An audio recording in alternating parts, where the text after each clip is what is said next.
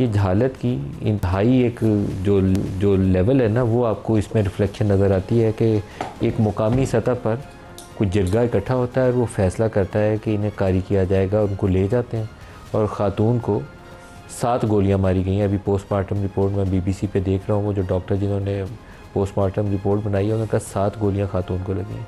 और मर्द जो साथ था, ख़ातून का नाम बानो बीबी है और जो 35 साल के करीब उनकी एज बताई जाती है और शायद 5 बच्चों की माँ भी है। और दूसरा जो शख्स साथ है इस वाक़े के अंदर, उसका नाम एहसानुल्लाह है और उसको 9 गोलियां लगी हैं, 7 ख़ातून को और 9 उस आदमी को मारी गई। लॉ ऑफ द लैंड जो है वो इसको सीधा सीधा कत्ल कहता है और ये कत्ल अम्द या जो भी इसके लिए टर्म यूज़ की जाती है, ये वो वाला वाक़या है। लेकिन इसके ऊपर सज़ा रियासत को हमेशा फ़रीक बनकर दिलवानी चाहिए। ये जो सुलह सफाई वाला मामला हो जाता है उससे ये वाली रविश ख़त्म नहीं हो रही। जिरगा ख़ुद से फ़ैसला करे कि इस शख्स ने गुनाह किया और ख़ुद से उसकी सज़ा का भी तयन कर दे, तो ये पाकिस्तान के कानून में इसकी गुंजाइश नहीं है। बहुत ज़ालिमाना फ़ेल है। एक तो उसको अखलाकी एतबार से, इंसानी एतबार से, किसी भी लिहाज से देखें तो जुल्म के ज़ुमरे में आता है। लेकिन पाकिस्तानी सरज़मीन पर जहाँ एक आइन है, जहाँ एक कानून है, उसके मुताबिक फ़ैसले किए जाते हैं, तो वहाँ ऐसे फ़ैसले हों और बार बार हों तो उसका तदारुक का एक तरीका है कि जो लोग इस वीडियो के अंदर नज़र आ रहे हैं, जिन्होंने हुक्म दिया, जिन्होंने इसको एग्जीक्यूट किया, सारों को एक कानून और ज़ाब्ते के तहत यहाँ सुप्रीम कोर्ट ख़ुद बैठ जाए और 1 हफ़्ते के अंदर उसका फ़ैसला करे और उसको सज़ा दे।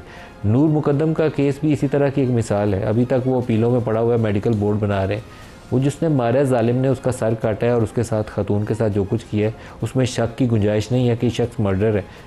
बहुत पैसे वाली फैमिली है, लेकिन हम सिर्फ ये पैसा उसका बड़ा है तो अभी तक उसकी सज़ा के ऊपर अमल नहीं कर सके।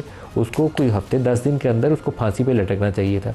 और इस खातून को और इस आदमी को जिन्होंने मारा है, इन तमाम लोगों को भी ऐसे ही सज़ा मिलनी चाहिए। वो एक पीर साहब थे सिंध वाले, वो छोटी बच्ची के साथ ज़्यादती करते रहे थे और वो बच्ची उनके घर के अंदर ही मर गई, दुनिया से चली गई उसके उस जुल्म की वजह से। हर लिहाज से जो भी जुल्म का दर्जा हो सकता है ना, उसकी मैं बहुत वजाहत में नहीं जाऊँगा। वो तमाम ज़्यादती उसने उस बच्ची के साथ की। वो पीर या ज़िंदा कैसे है इस सरज़मीन के ऊपर जिसके ऊपर इतनी एविडेंस दस्याब है।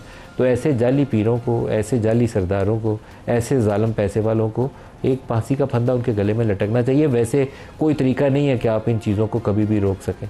तो बलूचिस्तान हुकूमत से अगर हमें या उनकी फैमिली से कोशिश की थी कि हमें कोई ऑफिशियल वर्जन मिल जाए, अभी तक हम कामयाब नहीं हुए। डिप्टी कमिश्नर जो है वहाँ पुलिस वाले, उनको भी दरख्वास्त की है, उन्होंने भी अभी तक अपना वर्जन नहीं दिया।